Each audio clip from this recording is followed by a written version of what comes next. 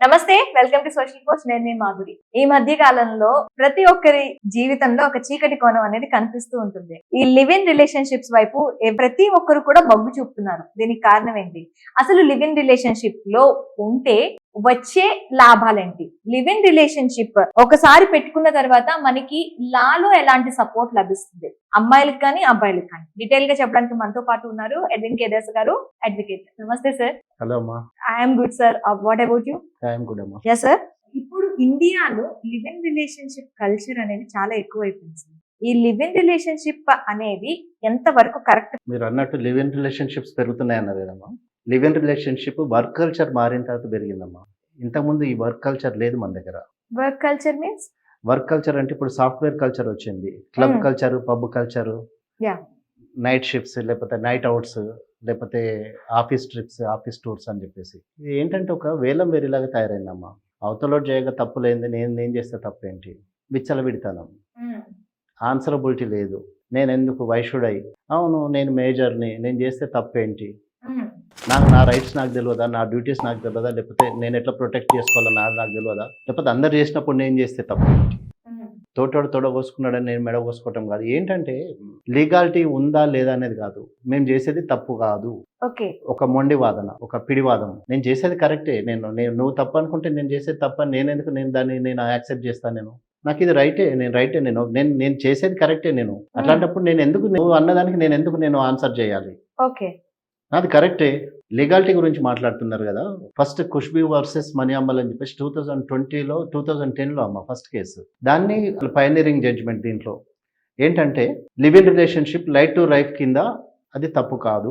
Okay, ఒక చిన్న line sir. అప్పుడు ఆ కేసులో ఎందుకు తప్పు కాదు అని చెప్పారు? ఇప్పుడు ఫస్ట్ అంటే కోర్టు ఎప్పుడైనా కూడా ఒకటే చూస్తుందమ్మా. ఏంటంటే case to case, no two cases will be the same.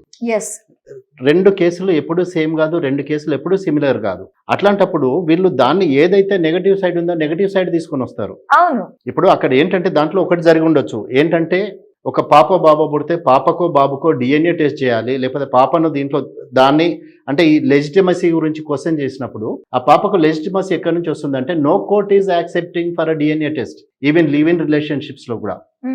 ఏంటి మదర్ డిగ్నిటీని కానీ, లేకపోతే చైల్డ్ డిగ్నిటీని కానీ, లేకపోతే చైల్డ్ ప్రొటెక్షన్ కానీ, మదర్ ప్రొటెక్షన్ గురించి మాట్లాడుతూ ఉంది. కానీ లివ్ ఇన్ రిలేషన్షిప్స్ ఇప్పుడు ఇద్దరు అడల్ట్స్ అమ్మ, ఇద్దరు మైనర్స్ కాదు, ఇద్దరు అడల్ట్స్ వాళ్ళకి ఇష్టపడి ఒక రిలేషన్షిప్ లోకి ఎంటర్ అవుతున్నారు. ఏంటి ఎన్ని రోజులు కలిసి ఉంటే అన్ని రోజులు కలిసి ఉందాము. అదే మ్యారేజ్ లో అయితే దెర్ ఇస్ అ బైండింగ్ అమ్మా. కానీ దీంట్లో బైండింగ్ అనేది లేదు కదా. నీకెన్ని రోజులు అవసరం ఉంటే నువ్వు ఉంటావు, నాకెన్ని రోజులు అవసరం ఉంటే నేను ఉంటా. నాకు అవసరం లేనప్పుడు నేను నా దారి నేను వెళ్ళిపోతా, నీకు అవసరం లేనప్పుడు నువ్వు వెళ్ళిపోతావు. ఈ మధ్య రీసెంట్ గా ఒకటి జరిగిందమ్మా సైనిక్పూర్లో. ఇద్దరు వైఫ్ అండ్ హస్బెండ్ అని చెప్పేసి వచ్చినారు, అకామిడేషన్ ఒక రెంటెడ్ హౌస్ తీసుకున్నారు. ఒక 1 year వరకు హస్బెండ్ అండ్ వైఫ్ కన్నా కూడా మంచిగా హ్యాపీగా కలిసి ఉన్నారు. తర్వాత one fine day they want to go away, వెళ్ళిపోతున్నారు. ఈ అమ్మాయి ఆటో ఈ అమ్మాయి తీసుకొచ్చుకుంది, అబ్బాయి ఆటో అబ్బాయి తీసుకొచ్చుకున్నాడు.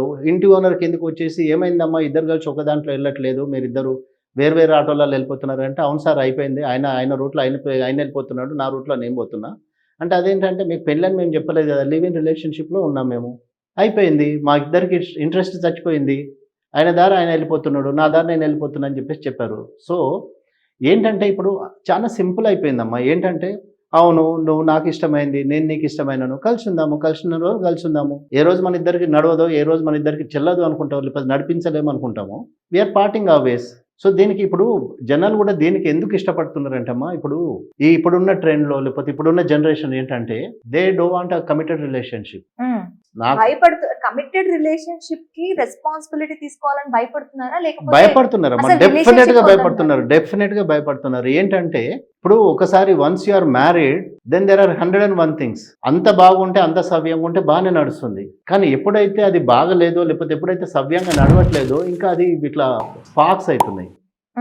ఏంటంటే ఫాల్స్ కేసెస్ ఫైల్ చేయటము, లేకపోతే అడిషనల్ గా ఒకవేళ సెటిల్మెంట్ అంటే నాకు ఎంత ఇస్తావు. రిలేషన్షిప్స్ ఇప్పుడు మ్యారిటల్ రిలేషన్షిప్స్ లో వచ్చిన ప్రాబ్లమ్స్ ఏంటి? ఒకటి ఫస్ట్ ఫాల్స్ కేసు చేసేసి మొత్తం ఉన్న ఫ్యామిలీని మొత్తం లాగేస్తున్నారు. వీడికి ఇష్టం లేదు, వీడితోటి నేను తెగదెంపులు చేసుకోవాలా, లేకపోతే ఈయన హరాస్ చేయాలని ద మూమెంట్ షీ డిసైడ్స్, లేకపోతే ఫ్యామిలీ వాళ్ళు డిసైడ్ కాగానే ఒక అబ్బాయిని ఒక్కనే కాదు, అబ్బాయితో పాటు అబ్బాయి తల్లిదండ్రుల్ని, లేకపోతే అబ్బాయి మేనమామల్ని, వాడు ఎక్కడో అమెరికాలో ఉన్న మేనమామ మీద కూడా కేసులు బుక్ చేస్తున్నారు. ఏంటంటే అక్కడ నుంచి అమెరికా నుంచి ఫోన్ చేసి ఇక్కడ ఈయన ఇన్స్టిగేట్ చేస్తే ఈయన నన్ను హెరాస్ చేసిండు. సో ఇంత యాక్షన్ ఉన్నప్పుడు, ఇంత డ్రామా నడిచినప్పుడు ఇంకా డెఫినెట్గా ఎవరు ఎందుకు ముందుకు వస్తారమ్మా పెళ్ళిళ్ళు చేసుకోవడానికి? ఇప్పుడు బాయ్స్ ఏంటి, మాకు నడిచిపోతుంది కదా, హ్యాపీగా నడిచిపోతుంది, లివ్ ఇన్ రిలేషన్షిప్స్ నడిచిపోతున్నాయి, నా దగ్గర డబ్బులు ఉంటే నేను ఖర్చు పెడతా, అమ్మాయి దగ్గర తను నా పార్ట్నర్ దగ్గర డబ్బులు ఉంటే తను ఖర్చు పెడుతుంది, ఉన్నన్ని రోజులు కలిసి తిరుగుదాము, ఉన్నన్ని రోజులు ఎంజాయ్ చేద్దాము. తర్వాత వద్దనుకున్నప్పుడు నీ దారి నువ్వు వెళ్ళిపోతావు, నా దారి నేను వెళ్ళిపోతాను. నో లీగల్ బైండింగ్ కదమ్మా ఇక్కడ.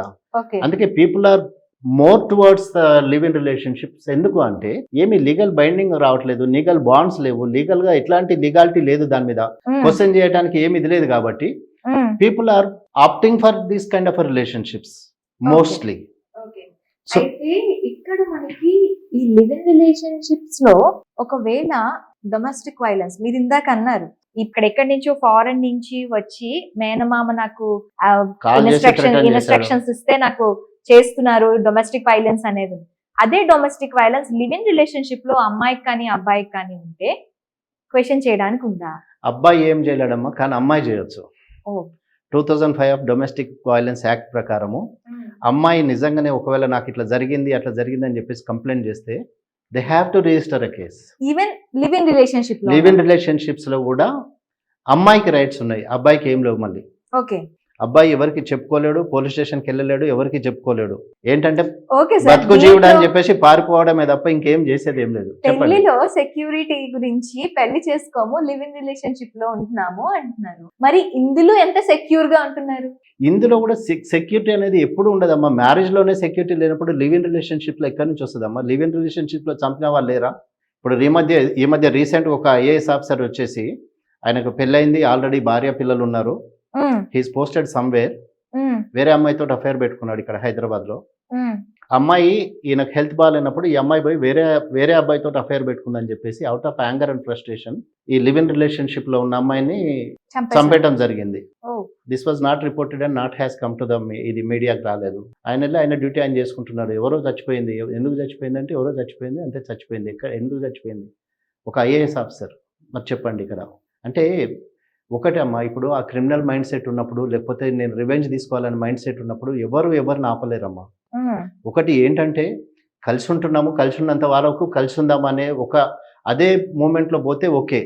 కానీ ఎప్పుడైతే ఈ అమ్మాయి లివ్ ఇన్ రిలేషన్షిప్లో ఉన్న అమ్మాయి వైఫ్ ఉన్న రైట్స్ని క్లెయిమ్ చేయటం చేస్తే, లేకపోతే నువ్వు వైఫ్ లాగా నన్ను ఎందుకు చూడవని చెప్పేసి చేసినా కూడా అప్పుడు ఒకటేంటంటే ఇట్లా అంటే ఇప్పుడు ఈ అటాక్స్ చేసే మోడ్ ఉన్న వాళ్ళు, లేకపోతే వీళ్ళకి ఏంటంటే టెంపరల్ ఇష్యూస్ ఉంటాయమ్మా.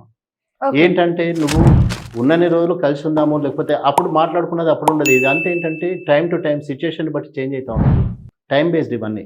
సో ఇవి టైం టు టైం చేంజ్ అవుతూ ఉంటాయి. కాబట్టి ఇప్పుడు ఆ మూమెంట్లో ట్రిగర్ అయినప్పుడు అతని చేతిలో ఏదున్నా కూడా తీసుకొని కొట్టినా, లేకపోతే ఏదో విపంతో అటాక్ చేసినా కూడా చనిపోరని ఏం లేదమ్మా. దీనికి ఒకటి లీగల్ ప్రొటెక్షన్ ఎక్కడ వస్తుంది అంటే మీరు దాంట్లో డొమెస్టిక్ వైలెన్స్ లో రైట్స్ ని క్లెయిమ్ చేయొచ్చు, అంతేగాని లైఫ్ కి సెక్యూర్ ఉంది, లైఫ్ గ్యారంటీ అని చెప్పేసి దేంట్లో లేదు, ఏ రిలేషన్షిప్ లో అయినా కూడా. అంటే ఇప్పుడు ఒకటమ్మా, మ్యారిటల్ రిలేషన్షిప్ అనేది ఏంటంటే కలిసి ఉందాం అనుకున్నప్పుడు ఇద్దరు కాంప్రమైజ్ అయి ఉంటారు. కానీ వద్దు నాకు ఇంకా ఈయనతోటి నాకు జమాయించదు, లేకపోతే ఈ అమ్మాయిని నేను వదిలించుకోవాలనుకున్నప్పుడు that goes into the next level నుంచి ఇంకా అది పీక్స్కి వెళ్ళిపోతూ ఉంటుంది. ఆ పీక్స్కి వెళ్ళినప్పుడు ఏమైందంటే ఇంకా out of anger are frustration ఇంకా చేతిలో ఏదో తీసుకున్నది విసిరేయటమో, లేకపోతే కొట్టడమో, లేకపోతే అట్లా జరిగినప్పుడు ప్రాణాలు పోతూ ఉంటాయి. ఎనీ రిలేషన్షిప్లో, whether it's marriage or live in relationship, దేంట్లో అయినా కూడా ఆ థ్రెట్ అనేది ఎప్పుడైనా ఉంది. ఇప్పుడు తను కోపంగా ఉన్నాడు, నేను తగ్గి ఉంటా, లేకపోతే ఆమె కోపంగా ఉంది, నేను తగ్గి ఉంటా అనుకుంటే అక్కడ ఇష్యూయే లేదు. కానీ ఒకరినొకరు ప్రొవోక్ చేసుకొని నువ్వెంత అంటే నువ్వేం చేస్తావు, నేనేం చేస్తా అనుకుంటే మాత్రం ఇట్లాంటివి జరుగుతూనే ఉంటాయమ్మా. దానికి మనం ఏం చేయలేము. అయితే ఓకే, ఇప్పుడు డొమెస్టిక్ వైలెన్స్ కేసు అనేది లివ్ ఇన్ లో ఉన్న అమ్మాయి ఫైల్ చేయొచ్చు అని చెప్పారు. మరి ఒకవేళ అదే దీంట్లో అసలు లివ్ ఇన్ లో ఉన్నట్టు కోర్ట్ కి ఎలా సబ్మిట్ చేయాలి? దీనికి ఏమైనా ఆధారాలతో ఏమైనా సబ్మిట్ చేయాల్సి ఉంటుంది, ఎలా గుర్తిస్తుంది? ఇప్పుడు అదే అమ్మ, లివ్ ఇన్ రిలేషన్షిప్ అయినా దేంట్లో అయినా కూడా ఇప్పుడు దానికి ఉన్నంత లీగాలిటీ దీనికి లేదు. కాబట్టి ఎస్టాబ్లిష్ చేసుకోవడం అనేది బర్డన్ ఆఫ్ ప్రూఫ్ అనేది లైజ్ ఆన్ ద కంప్లైనెంట్. మళ్ళీ సో తను ఎస్టాబ్లిష్ చేసుకుంటూ రావాలి. అది దానికి ఆ లీగాలిటీ అనేది 100%. ఇప్పుడు ఒకటి లివ్ ఇన్ రిలేషన్షిప్కి వచ్చినప్పుడు మీ దగ్గర ప్రూఫ్స్ ఇచ్చి పెడతారని మీరు ఎట్లయింది అనుకుంటున్నారమ్మా? ఇప్పుడు ఎప్పుడైనా కూడా లివ్ ఇన్ రిలేషన్షిప్ అంటే అది ఎప్పటికైనా ఎండ్ కావాల్సింది అనుకున్న మైండ్ సెట్ తోటి ఉన్న అబ్బాయి అయితే ఏం చేస్తాడు, క్లీన్ స్వీప్ చేసుకుంటూ వెళ్తా ఉంటాడు, ఎవిడెన్స్ ఏం లేకుండా, ప్రూఫ్ ఏం లేకుండా. పిల్లలు పుట్టకుండా చూసుకుంటాడు ఫస్ట్. పిల్లలు పుడితే పిల్లలకు మెయింటెనెన్స్ వస్తుంది, లీగాలిటీ వస్తుంది అని చెప్పేసి ఓకే, లివ్ ఇన్ లో పిల్లలు పుడితే వాళ్ళకి లీగల్ రైట్స్ ఉంటాయి. లీగల్ రైట్స్ వస్తాయమ్మా వాళ్ళకి. Okay, though they are not in ఏంటి ఒక లీగాలిటీ లేని రిలేషన్షిప్ లో ఉన్నా కూడా, లివ్ ఇన్ రిలేషన్షిప్ లో ఉన్నా కూడా చిల్డ్రన్ కి రైట్స్ వచ్చేస్తాయి మళ్ళీ. Okay, they can claim all the rights from his father. So అది అది ఆ థ్రెట్ ఉంది కాబట్టి ఎప్పుడైనా కూడా దీంట్లో పిల్లలు పుట్టకుండానే మేనేజ్ చేస్తూ ఉంటారు. ఇప్పుడు కొంతమంది ఇష్టపడి మాకు ఇన్స్టిట్యూషన్ ఆఫ్ మ్యారేజ్ మీద మాకు నమ్మకం లేదు, లేకపోతే మేము లివ్ ఇన్ రిలేషన్షిప్ని కంటిన్యూ చేస్తా అనే వాళ్ళు కొంతమంది ఉన్నారు. వాళ్ళు బై డిఫాల్ట్ వాళ్ళ పిల్లలకు రైట్స్ ఇస్తున్నారు, వాళ్ళ పిల్లలకు అన్నీ ఇస్తున్నారు. అది సెకండ్ ఆప్షన్ ఇది. కానీ ఇక్కడ ఇప్పుడు ఎవరైతే తెలిసి లివ్ ఇన్ రిలేషన్షిప్లో ఎంటర్ అవుతున్నారో, సాఫ్ట్వేర్ ఇంజనీర్స్ తీసుకుందాము. సాఫ్ట్వేర్ ఇప్పుడు mostly this is seen, not only software, ఇప్పుడు ఎవ్రీవేర్ ఇక్కడ కనపడతా ఉంది.